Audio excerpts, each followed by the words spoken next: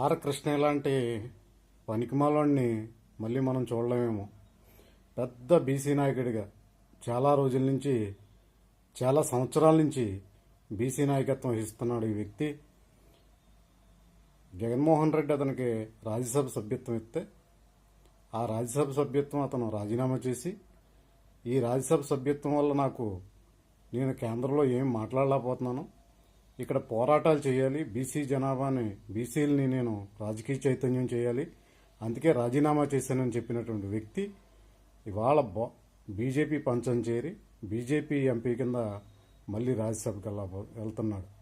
ఎంత రాజకీయ వ్యభిచారం ఇతను చేస్తున్నాడో ప్రజలందరూ కూడా అర్థం చేసుకోవాలి. ఇతను మనువాదుల యొక్క మోచేచి నీళ్లు తాగడానికి సిద్ధపడ్డాడు.